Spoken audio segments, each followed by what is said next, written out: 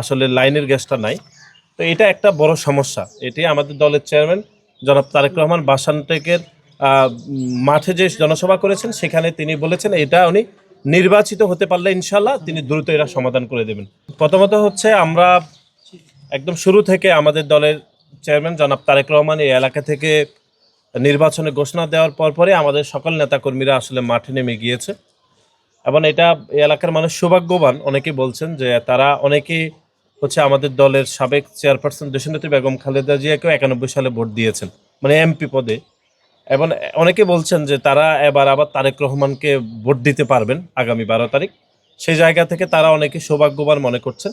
এলাকায় বেশ কিছু সমস্যা আছে, বিশেষ করে আপনি জানেন যে আশেপাশে সকল এলাকাতে এখানে এক ধরনের লাইনের গ্যাস যেটা আমরা বলে থাকি সরকারি গ্যাস, সেটার ব্যবস্থা আছে, কিন্তু দুর্ভাগ্যজনকভাবে বাসানটেকের এই এলাকাতে এই সমস্যা আছে, এখানে আসলে লাইনের গ্যাসটা নাই।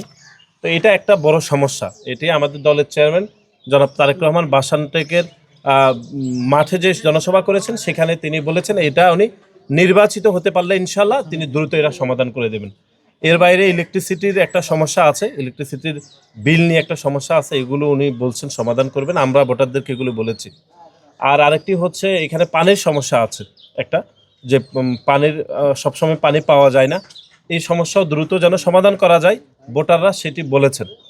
আর আরেকটা হচ্ছে আপনি জানেন যে এই এই ঢাকা 17 আসনের ভোটারদের মধ্যে একটা বৈচিত্র্য আছে। সমাজের সব থেকে উচ্চবিত্ত যেটা, তারাও ঢাকা 17 আসনের ভোটার যারা গুলশান বনানীতে থাকেন। আবার সমাজের যারা একদম পিছিয়ে পড়া একটি জনগোষ্ঠী, তারাও ঢাকা 17 আসনের আসলে ভোটার। সুতরাং এই দুই শ্রেণীর ভোটার কিন্তু এখানে রয়েছে। সুতরাং আমাদের যিনি প্রার্থী দলের চেয়ারম্যান উনি কিন্তু এই দুই শ্রেণীর মানুষের ডিমান্ড কিন্তু জানেন।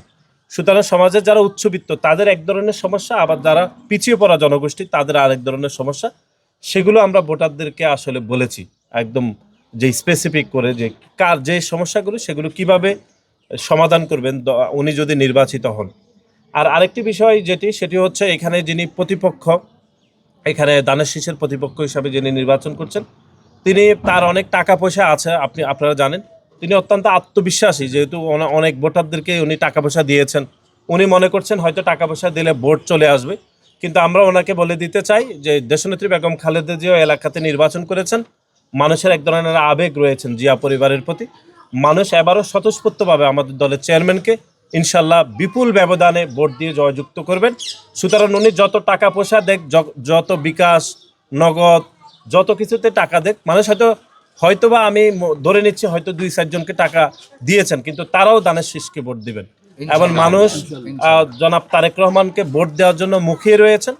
এবার আমরা ভোটারদেরকে বলেছি যে আপনারা ভোট দিলে তারেক রহমান হচ্ছে এমপি নির্বাচিত হবেন, এটি যেরকম সত্য, এবং একই সাথে ইনশাল্লাহ দেশের প্রধানমন্ত্রীও নির্বাচিত হবেন। সেই জায়গা থেকে আমরা ভোটারদেরকে বলেছি যে আপনারা অনেক বেশি সৌভাগ্যবান। এবং মানুষ ইতিমধ্যে সকল লিফলেট বা প্রচার প্রচারণা আমাদের নেতাকর্মীরা করেছেন, আমরা আসলে তৃতীয়বারের মতো এটি করছি।